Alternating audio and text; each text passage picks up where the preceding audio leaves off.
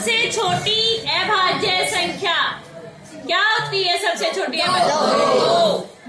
और सबसे छोटी भाज्य संख्या 4। ठीक है, सबसे छोटी अभाज्य संख्या 4। ये लिख लो, अभाज्य, भाज्य, विषम और सम।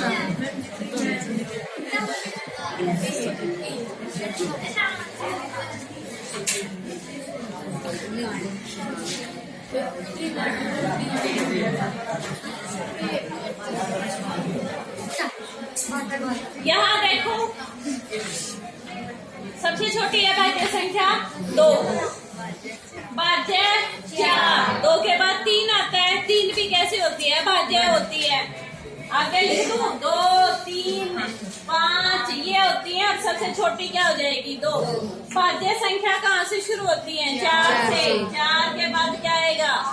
6, 6, फिर 8, फिर 10। क्यों? 9 भाग नहीं होती क्या? होती है। ठीक है, 9 के बाद क्या आ जाएगा? 10। ये भाज्य है। विषम संख्या कौन सी होती है? 1। सबसे छोटी विषम क्या हो गई? 1 हो गई। सम संख्या किससे शुरू होती है? 2, 4, 6। 0 भी होती है। लेकिन अगर आपको सम धन पूर्णांक ये कहे ना, सबसे छोटी सम धन पूर्णांक संख्या कहें तो 2 लिखोगे, 0 नहीं लिखोगे। ठीक है, 2, 4, 6, 8। ठीक है, अगला। अच्छा, विषम अभाज्य संख्या। अब देखो, ये कैसी है? अभाज्य तो ठीक है, लेकिन ये सम है कि विषम है? सम। ये तो सम संख्या भी है, अभाज्य के साथ ये क्या है? सम भी है। तो आपसे क्या पूछ रहा है? सबसे छोटी विषम अभाज्य संख्या। तो उत्तर क्या होगा? 3। ऐसे ही घुमाएगा क्वेश्चंस को। 30 के अभाज्य गुणनखंड करने हैं। 30 के अभाज्य गुणनखंड का मतलब है 30 के टुकड़े कर दो।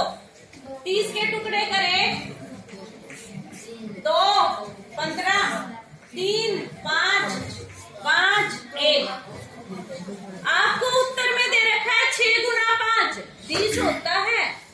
लेकिन ये नहीं उठाना, क्योंकि ऐसे टुकड़े उठाने जिसके आगे टुकड़े ना बढ़ते हो। जैसे 6 और 5 लिया तुमने, ठीक है, 30 होता है ये, लेकिन 6 के तो टुकड़े बनाए हैं। अगला है 1 गुना 30, ये भी नहीं उठाना, क्योंकि 30 के तो टुकड़े करने हैं। 2 गुना 15 नहीं उठेगा, क्योंकि 15 के टुकड़े बनते हैं। सबसे छोटे लेने होते हैं, तो उत्तर क्या होगा? 2 गुना 3 गुना 5। ठीक है, एक ये देखो 72 के 2 से करा 36, 2 से करा 12, 2 से करा 9, 3 से करा 1, 3 होगा जी। किसमें? 1।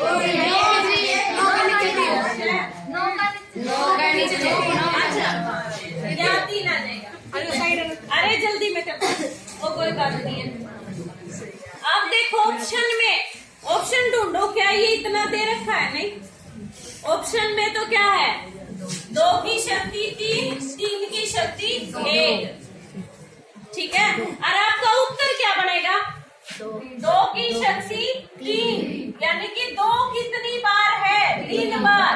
और 3 की शक्ति क्या है? 2। तो ये ऑप्शन ढूंढ लो। ये ऑप्शन कौन सा है? डी। हाँ, डी ऑप्शन है।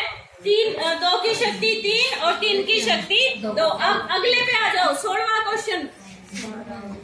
12 और 20 के एचसीएफ और एलसीएम में संबंध चाहे कुछ भी हो, 12 20 दे दे, 15 16 दे दे, कुछ भी दे दे, आपका एलसीएम हमेशा क्या होता है? बड़ा।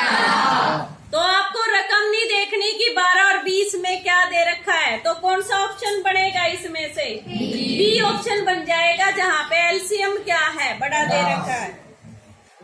अगले में एलसीएम खुद निकालना है। 17वां क्वेश्चन।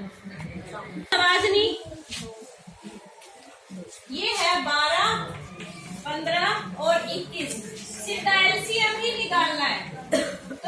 मेथड से निकाल लेना। 3 का जब एलसीएम निकालना हो तो इस मेथड से निकाल लेना। देखो 2 से भाग हो रहा है, 2 छिका 12, 15 और 21। अब ये 3 से भाग हो रहा है, 3 दूनी 6, 3 पंजे 15, 3 साते 21। आगे किसी के टुकड़े नहीं हो रहे, तो आप लोग ऐसे कर देते हो, 2 से कर दिया। अब किससे करो? अब किससे करो? इन तीनों, इन सबकी गुणा कर लेना, वो उत्तर आ जाएगा। इनकी गुणा होकर के 420 आ जाएगा। अब 18वें सवाल पे आ जाओ। 2 संख्याओं का एलसीएम व एचसीएफ दे रखा है। जो पहले दे रखा है वो एचसीएफ है, क्योंकि एचसीएफ ही पहले लिखा हुआ है। एचसीएफ कितना है? 24। एचसीएफ है 24, एलसीएम है 360। एलसीएम है 360। पहली संख्या, पहली संख्या है 72, दूसरी संख्या निकालनी है। ठीक है, तो ये चीज याद रख लो, कई बार पूछेगा ये। एचसीएफ गुणा में एलसीएम बराबर है पहली संख्या गुणा में दूसरी संख्या। हर बार आएगी ये चीज। तो एलसीएम कितना है? इन सब की जगह लिख लो, 24 गुणा में 360 बराबर है पहली संख्या कितनी है? 72 गुणा में दूसरी संख्या। ये तो निकालनी है। 72 को कहाँ ले जाओगे? भाग में। तो 24 गुणा में 360 बटे में 72। 36 से कट रहे हैं, 36 दूनी 72, 2 से कटेंगे 12, तो कितना उत्तर आ जाएगा? 120। अगला 17/8 का दशमलव प्रसार होगा। 17/8 का दशमलव, ये तो भाग करके देख लेना। ठीक है, भाग करके देख लेना। घात 1 के बहुपद को क्या कहते हैं? रैखिक। घात 2 के को? 3 के को? द्विघात। इनमें कौन सा बहुपद है बताना? एक लिख रखा है x + 1, ये बहुपद है क्या? नहीं जी, क्योंकि ये खुद नीचे है। दूसरा वर्गमूल 2 + वर्गमूल x + 2, ये भी नहीं है, क्योंकि ये खुद नीचे वर्गमूल में आया हुआ है। ये है x² + 2x + 7, ये भी नहीं है, क्योंकि ये नीचे आया हुआ है। तो इसलिए कौन सा बहुपद हो जाएगा?